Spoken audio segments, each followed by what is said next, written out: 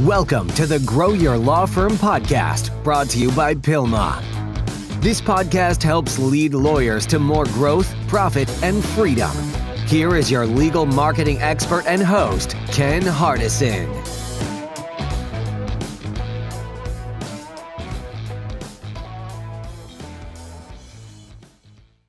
Well, hello, everyone. This is Ken Hardison, and welcome to another episode of Grow Your Law Firm.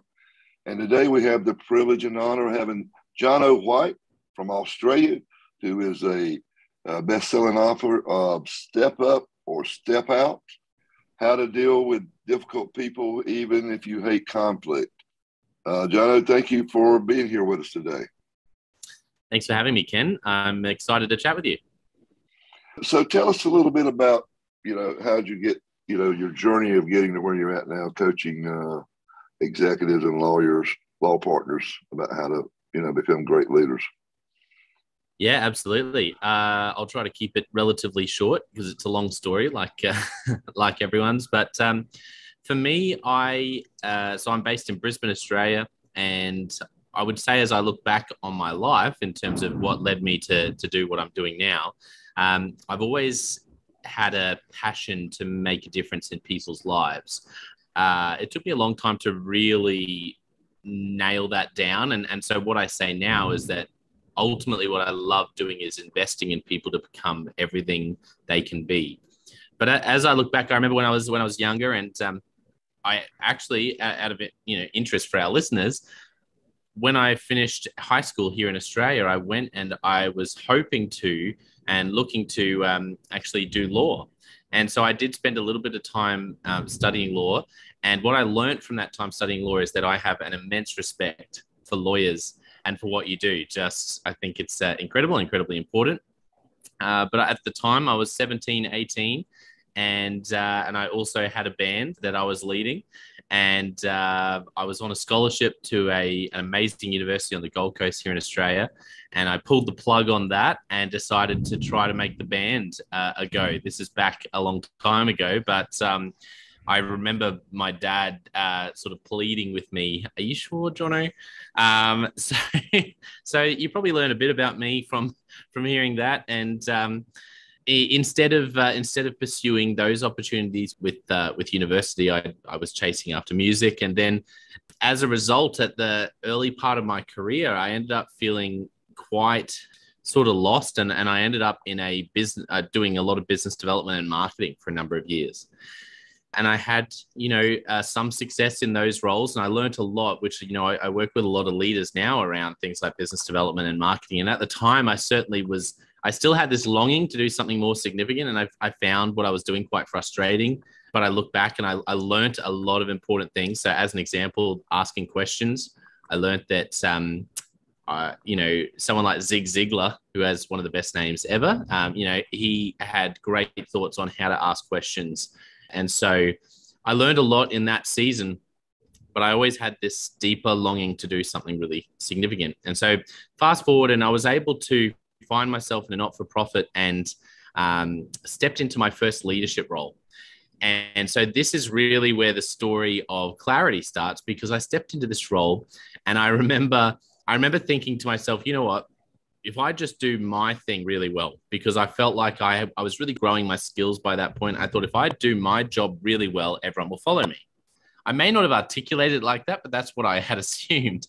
And I see that all the time with the people I work with as well. And I'm sure it would be the same for your listeners in law firms. The reason you get promoted, the reason you end up being so successful initially in something like the legal practice is because of your particular skills in law. And so for me, it was my particular skills as an individual contributor now led me to an opportunity to be leading, a team of about 30. And a couple of months in, I remember looking around the room and my heart sank, and I just had this sick feeling. I felt so confused and frustrated because I looked around the room and I had these amazing people, like really great, a great group of people. But I thought to myself, I have no idea how to get this group of people rowing in the same direction. And I found that so depressing because there was something about just doing what I did really well and people following that had been completely disproven in those first couple of months. It wasn't working. And that was where I really started. That's where clarity started, because as I started learning and reading and great, we were just talking about John Maxwell before the start. People like John Maxwell, I love John Maxwell, Patrick Lencioni. I started reading their content and going, what can I learn about how do you get a team of people rowing in the same direction? And that's really where my passion for leadership and where I really found my wheelhouse, my sweet spot, is to not only I did that for myself, but now I work with leaders who are experiencing the same thing. How do I get this bunch of people to be a high performance team? You know, that saying, talent wins games, but teams win championships. And it's like, if you want your law firm to go to that level where it's at another level, it's the employer of choice. It's, your team around you are doing things that you think, I would not be able to do a tenth of this on my own. That's what I love helping leaders to do. Yeah. So the book, that's great. And I'm sitting there thinking, I'm a big fan of Leslie Only too. I've read several of his books. And one thing he talks about is that, I think one of his books, how to pick or choose A players or hire A players or whatever. He says you got to stay away from jackasses. And he gives examples, if I remember correctly, something like, you want somebody that's confident but not cocky, somebody that's hungry but not just for money to grow, and somebody that's people smart, that knows has a filter, that just blurt out stuff and knows how to deal with people. So, my first question really is, if you've got somebody that's difficult, why don't you just fire them? Yeah, that's a good question. And you know what? Let me answer this question with two parts. Part one is, which is actually almost an acknowledgement of your question, is for the people listening to ask yourself, okay, if you have someone difficult on your team, how did they get there? And the truth is, as much as you need to learn how to deal well with difficult people, the real superpower, which often in my experience, I learned the hard way from having to deal with difficult people and then going, this is so difficult, I will invest in finding people who are really great to work with. I don't care how much money or time it costs, I'm going to work that out. And so that is the first part, is to say, well, how did I end up with a difficult person on this team? And look at your HR processes. And in my opinion, it's probably the most important part of any organization, any law firm. If you can nail who you bring in, it makes everything else 10 times easier. Okay, but why don't you just fire them if they're difficult? Well, here's the thing. Difficult people, or people that we're finding difficult, I tend to find that when I'm working with someone, they'll have someone who they're finding difficult. And as we dig deeper and I work with them, sometimes they'll realize, and we'll realize together, that this person really is quite toxic. And other times, as we dig deeper, we'll realize that this person is just very different. And the challenge is, as a leader, that can sometimes feel the same to you as a leader. So I'd say the first thing is to recognize that the person that you're finding very difficult, there is a chance that they're just very different from you. And so on the other side of learning to deal really well with them, there could be an opportunity to have a real breakthrough in your team, where if you can get this person, if you can get them to, as I call in the book, to step up and change their behavior, then you can go to another level where, so in terms of why not to fire them, I'd say that you want to give everyone, let me put it this way. The main reason you would fire them is because you need an answer fast and you need to do something quickly. That's why I love the idea in the book that I've talked about, which I've actually done myself and used with leader after leader after leader, which is that if you implement the 3-step process in the book, you will see 95% of people step up, change their behavior, or step out, actually say, you know what, I've got this opportunity at another law firm down the road, and it's been great, guys. They'll actually step up or step out in 4 weeks. So the problem with just firing someone as well is there's always a lot of collateral damage. You miss a lesson that you could have learned yourself. It's really painful for the person you're dealing with. You might be in a country listening as well, or in a circumstance where it's a bit tricky in terms of firing them, and so you need to think more carefully. And as well, I think that if you can give yourself 4 weeks and run this process really well, that's why it's called step up or step out. 95% of the time, you'll see them change their behavior or choose to leave, and which is really better for everyone involved. Yeah, in Australia, and you tell me if I'm wrong, because I read this several years ago, but or maybe it's in New Zealand, but it's really hard to fire people. Yes. Yeah, I it mean, is. not like in the U.S. You know, most of the states are at will. You know, unless you got a union, and you know, half the states don't have unions. So I'm just thinking, yeah, I read that somewhere that it was very difficult to fire somebody in Australia. I don't Yeah, know that's why. right. I don't know if it's the laws or what. I just heard it was tough. Yeah, it is. It is. It's the laws. It's you know, it really gives employees the right to, you know, you just have to have, if they've got a full-time contract with you, it's different if someone's a casual, but if they're a full-time employee of your organization, then there are some things you have to do as fair process in terms of giving warnings, and it's a very, very time consuming and intense process to do that. And so I'd say for people I work with here, one of the reasons step up or step out, the ideas I talk about are so, I guess they lean into them so much, is because it's, you know, firing someone is actually a really challenging process, which is probably different to some of your listeners who are based in the US. But, you know, something I would say with the US based is if they've got this far, they probably got some talents, and you probably got your company's probably got a lot invested in training, because, you know, we know what it costs to replace somebody. You know, it's more than just their salary. You got the downtime and all this and all the intellectual capital that they've taken with them. And, you know, it's just very expensive to replace somebody. So I understand that. I mean, but I just really, it was more of a rhetorical question, in that I try to ask the questions I think my listeners would be, or my viewers would be thinking. And I know I talk to a lot of lawyers, and they'll say, you know, just fire them, just get rid of them, you know, whatever, I got time. But it's like failing to train people, you know, because I had one lawyer said, you know, why am I going to spend all this money, time training them and sending them to school, and then they're going to leave me to go for somebody else? I said, well, think about the other side. What if you fail to do it and they stay with you? You know, I mean, that's even worse, right? Yeah, it's even worse. So tell us about, I mean, you don't have to go into the weeds, but kind of give us an outline or tell us about this 3-step process. How do you try to get this person? I like the way you said it, either step up or step out and leave on their own, because I guess they realize they don't fit in or something. I don't know. Yeah, I'll give you the short version. Let me just to explain. Let me just tell a quick story so you understand where this came from, because I think sometimes people can assume, oh, Jonno must be really good at this. He must have, which I hope I am now, but he must have always been amazing at dealing with difficult people. And the truth is, it's the opposite of why I wrote this book. I was a leader. I started learning all these things, building a team. And then I had some people that I was finding difficult. And back to your first rhetorical question, I knew that I had to do something about it, you know? So I knew as a leader, this is on me. So there were some really good things I was learning there. But the process I went about in terms of how I ended up letting those people go was completely wrong. In the book, I call it the recipe for disaster. You know, I baked the perfect explosive confrontation where you just shake your head and go, everything blew up. And I remember finding myself sitting under a tree after this had all gone down.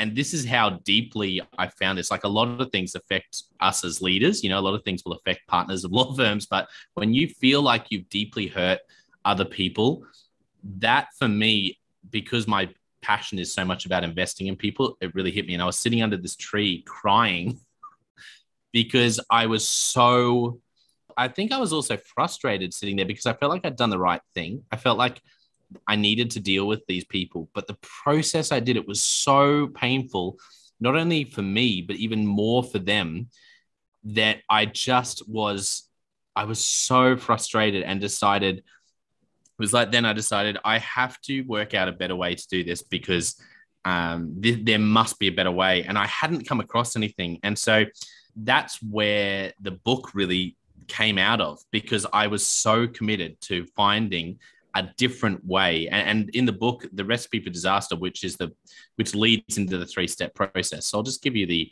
overview. This is what I did wrong. And be interesting for listeners to have a think about yourself and how you lead, because I think all of us can fall into these temptations. So the first thing I did is I had unclear expectations. As we say in Australia, I brought someone onto my team and they were great. We had a great relationship. Why? Because I needed the role filled. They needed an opportunity. So we're getting on great. And so as we say in Australia, she'll be right. It's like you do some work around expectations, but mainly you go, great, okay, I've got other things I need to focus on, away you go. And so it's not that you do no training, but you sort of, everything feels good. And so maybe you let some things go and you just push them into the role and everything's fine. So I already had been starting off with unclear expectations. The second thing that was part of my recipe for disaster was picking big battles. So what I would do is, and I see this all the time, it might be the same for those listening in your law firm, there'll be little moments. I'm not just talking about incompetency, because you might be a leader who's great at pulling people up on their work, but what about their behavior? What about the things that are core to your organization? I would walk past things, so to speak, that I wasn't happy with, but I had bigger fish to fry. I needed to focus on other things. And I would think, oh, gee, that's a bit annoying, but it was also going to be a bit uncomfortable to deal with it. They were doing an okay job, so I'd just leave it. And so what happened is I would leave these little things because I was just getting on with the bigger things I was focusing on, until something crosses a line. This person who I've, some things have been annoying me. Well, suddenly something happens where they cross a line. They drop the ball on something. Their behavior spills over. A great employee says, I've had it. I have to work day in, day out with this person and they're driving me nuts. Or they're just really rude, or whatever it is that's a behavior issue. Often it gets to the point. And so all of a sudden I've let all these little things go, but now I'm going to have a big battle. And this is what I found so frustrating, is that I felt like I was doing the right thing. I need to sort this out. So I'd sit down with them, call them in, have a meeting. And of course my intention is, and what I'm thinking as the leader is, they must realize how frustrating they are to work with, or they must realize this part of their personality that's so inappropriate, whatever it is. And you find out in that meeting that whether they realize it or not, sometimes they just don't realize it. And that's the third recipe. So unclear expectations, third ingredient, unclear expectations. I end up in a big battle, right? Where I bring them in a room. We haven't had any of these small battles really. It's just me sitting down saying things like, in the past couple of years, you must know that, you've been difficult to work with for person Y, Z, or X, whoever it is. And you see in their eyes the third ingredient of the recipe for disaster. And the fact is that they're completely surprised. And you hear things like, that's not true, I do a good job. Or no, I'm not always late. Or what do you mean rude? No, like I'm just forward. Whatever it is, they're completely surprised because you've caught them off guard in this big battle. And what started out as you just wanting to have a great conversation to really just finally sort out some stuff that's been obvious, you end up with this really defensive person, and it goes downhill very quickly. They get very defensive. You start thinking, oh my goodness, I'm worried they're going to be, litigating, or, and it spirals really fast for leaders. All of a sudden it goes way out of hand. They blow up, you blow up, whatever it is. And so those are the things that I did really poorly. And so the three-step process is the opposite of those, which I'll explain in a moment. But I just want to throw in there as well that there's also a secret ingredient, which is why I called the book. I didn't call the book Step Up or Step Out, How to Deal with People. I called it Step Up or Step Out, How to Deal with Difficult People, because there will be some listeners who have an authentically difficult person you're dealing with. And what is it that makes a difficult person so difficult? That's the secret ingredient. That sort of, it's a 10x. It makes everything 10 times harder. And that is that a difficult person is so difficult because they have unrealistic expectations. And we've all known people like this around family or friends or colleagues or people we've led or people who've led us. And we think to ourselves, what's wrong with them? It's like they're completely irrational. They have unrealistic expectations. And so the challenge for you, if you're dealing with someone who's difficult, but maybe their expectations are quite realistic, then this process is hard, yes. But what I'm about to talk through, it can work. But when you're dealing with someone who's difficult, who has unrealistic expectations, that makes everything 10 times harder. So that's also part of the equation, which for leaders, you really find out once you start running the process. So what do you do? Well, you do the opposite of the recipe for disaster, which is it starts with clear expectations. And this is the good news for listeners, because it's probably some people are probably thinking about your law firm, thinking about the people that there might be a couple of people on your exec team even, or who are working alongside you running the law firm who are really difficult. And you're thinking, oh my goodness, or key people in your team that you're leading. And it can be a bit depressing to hear this and think, yep, that's me. I'm dealing with some difficult people. But the good news is I talk about having an easier, difficult conversation. And the difficult conversation that I had when I did this so wrong was I had this big battle. And the good news for people listening is you don't need to have that big battle straight away. If you'll commit to the process for 4 weeks, instead have an easier, difficult conversation. And that conversation starts off the 3-step process, really, because what you're doing is you're clarifying expectations. So the first step in the process is to deal with those unclear expectations. And so what do we need to do? We need to clarify, or we need to change expectations. And so that's the first step in the process. And that's where you can have an easier, difficult conversation to actually clarify the expectations with the person who you're finding really difficult. The second step is once you've done that, you actually, instead of picking that big battle that blows up in everyone's face, you actually want to pick small battles. And once you have super clear expectations, what you want to do is, instead of walking past that behavior, a simple example, it's not usually this simple, but it's helpful for people to imagine, is you've got someone who's, and it's often more complex than this, but they're always late to meetings. Well, in this case, you would have clarified the expectation, because I know it sounds silly, but sometimes people don't realize that's really important for the culture and generally for them to do their job.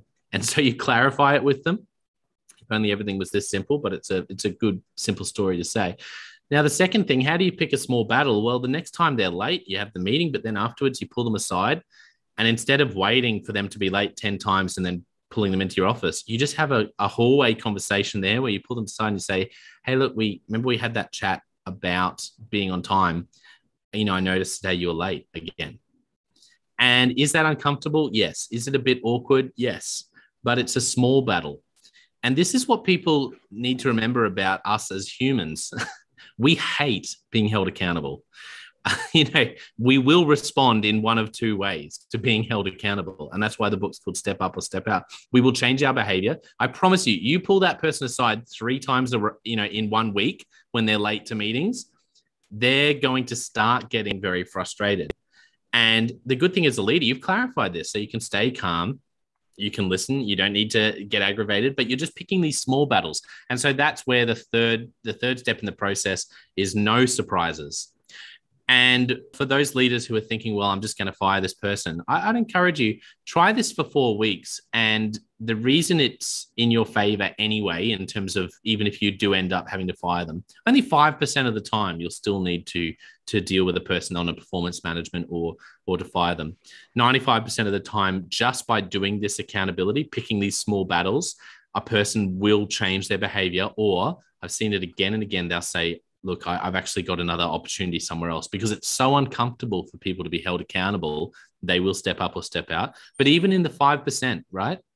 In that 5% of the time, you end up in a conversation with them where you need to let them go or put them on a performance management plan. And you've had 40 little battles in the past month. So they come in the room and they go, yeah, I know exactly what this is about, because we've talked again and again and again about it. So even if you end up in the big battle, the process makes that situation so much easier for everyone. And something that I've noticed you said, and I think that's very important, is that if you deal with it right then, you don't put it off. What I'm saying is, when they're late, you go ahead and do your meeting, but you deal with it right then. You don't say, oh, I got another meeting, You just go ahead and do it right then. That's the way I like my people to manage, is to praise them in public immediately, because people like instant, gratification, but also instantly, if they do something, pull them in private, and deal with it. Because it's sort of like if your dog pees on your bed and then you wait till the next day to beat him with a paper that's not going to hurt him, it's going to make him, scare him. And he's not going to know he's not going to know what it was done for, right? It's not going to have the same effect. Maybe that's a terrible analogy. Beating dogs, probably not. I'll probably get a lot of hate mail. But I guess the deal. What I'm saying is the recency of doing something like that. I think is really important. I thought that was a big deal. I got at what you were saying. I thought that was big, and I think that is important. Isn't it? I mean, that's the big deal. I would think. Yeah, and the beauty of doing that as well is you find out if you need to go back to step one, because I mean, picking the small battles might be step two, but when you start pulling people up in the moment, you'll find out from their eyes. Watch their eyes. The ultimate litmus test in conflict is this whole thing of surprise. And so think about the last, times that you've had these private conversations with people or sat in a performance management meeting or had a big battle with someone. Did they look surprised? And if they did, then you probably have some more work to do as a leader, because you want them to nod along with, yeah, I know that's the expectation and I've missed it. And of course, it's not black and white. Sometimes you have to pick small battles, and that helps you to both clarify things together. But that's the importance of doing that too, Ken. So that's why I think that's really important. You can't overestimate. Oh, and one other thing I'd say is we often think with managing people, it's about these meetings. It's about these quarterly performance management meetings. And it's not that they're not important or not helpful, but we think of micromanaging, or we think of hallway conversations as unhelpful, give people a chance to really prepare themselves, or there's lots of reasons people think that, but I actually think the opposite. I think most of the great management happens in the hallways. Not always literally in the hallway, but it's in those little moments. And there's so much more doable for leaders. If you just commit to always just step into the uncomfortable and have those little private moments as they pop up, it's actually much more doable than trying to be a leader who gets to that quarterly conversation and realizes you're really unhappy with one part of their performance. They're completely defensive about it. And from there, it's very hard to get on the same page. Yeah. With COVID and everything, with everybody working remote, is it harder? Do you think it's harder to do this? I mean, to lead people, to coach people up?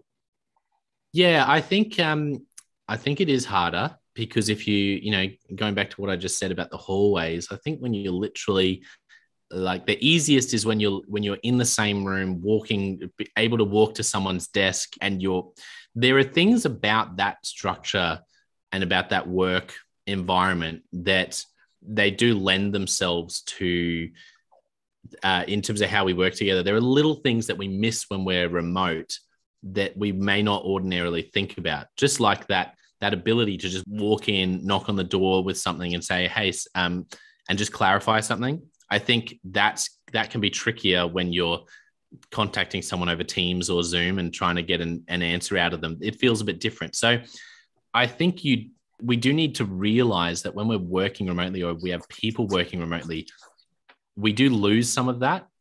And so the answer isn't to stop working remotely, because some of that is going to be just part of, the new future. But the answer is to find ways to, intentionally and creatively bring back some of that collaboration done remotely. I'll give you one example, which I heard that I really loved. Chatting with someone recently, they talked about how they create a time where they would get some of their team or a particular team together on Zoom and or Teams, and they had a no work conversation rule for this little 15-minute time. And it was just to check in. And it was like, and I was asking them, well, why do you do that? And they said, well, it's kind of like what you lose from the coffee machine or the, because you don't really have a chance over when you're remote to just, normally by the time we're all set up, you're in the zone working. And so you're talking work. And so it's just thinking creatively about what are the things in a physical office that help with some of that collaboration and team and accountability, and how can I create those online? Because it is possible, but you just need to be very intentional. Yeah. PILMA, my organization, has been remote 2 or 3 years before, completely virtual. So we have people all over, and we do that every Friday from noon till 12:30. They got free time to just get on there and talk about everything but work, because some of them had kids, and talking about their kids, their families, and we usually bring them in every quarter anyway to do like a 2-day quarterly planning session, and so they only get to see each other 4 times a year in person.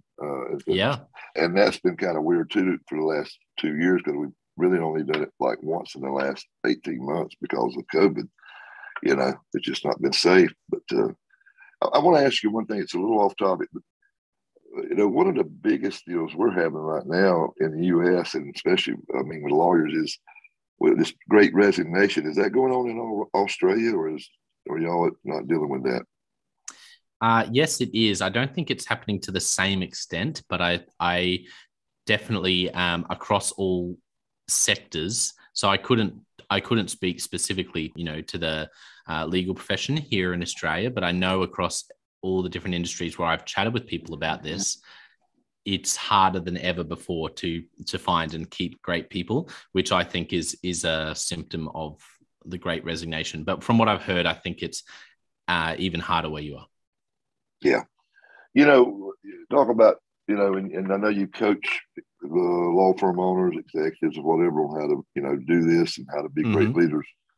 But I've always felt like it, and it's because of the books I read, I guess, but that a good leader is somebody that's trying to help coach other people up to be better leaders. You know what I mean? Or help them reach their goal, whatever their goal might be.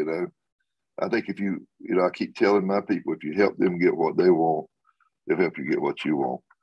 But that's still not, and I think Zig Ziglar might have said that too, or somebody. Yeah, he did, yeah. Yeah, and I stole that from him too. So I steal a lot of stuff, but it makes sense to me. But this has been great. So tell us, is your book on Amazon? How can they get the book? Yeah. So the book is on Amazon. If you look up Step Up or Step Out, plus my name, it's a very Australian, Aussie, short for Jonathan, Jonno.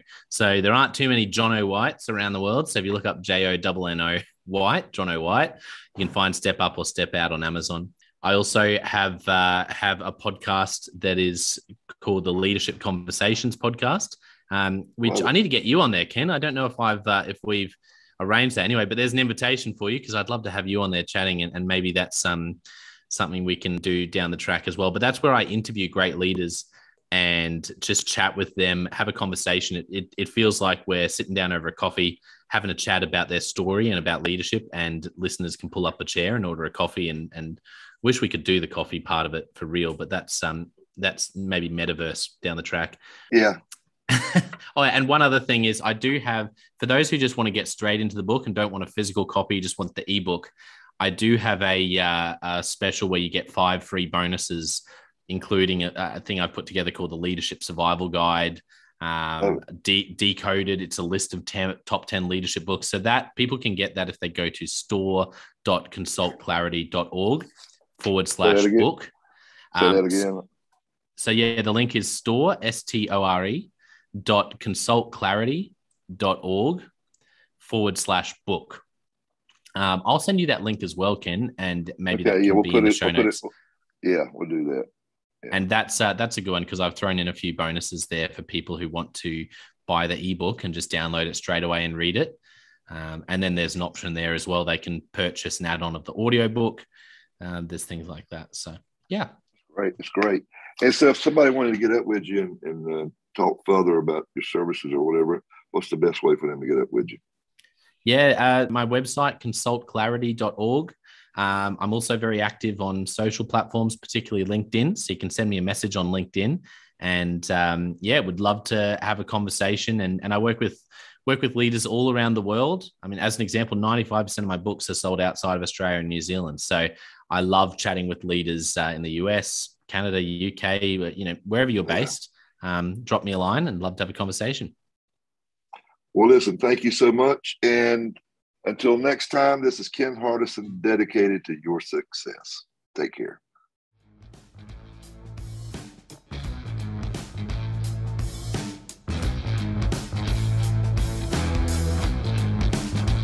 You have been listening to the Grow Your Law Firm podcast, the podcast that leads lawyers to more growth, profit, and freedom. Go to growyourlawfirm.com to find more ways to market and manage your law firm.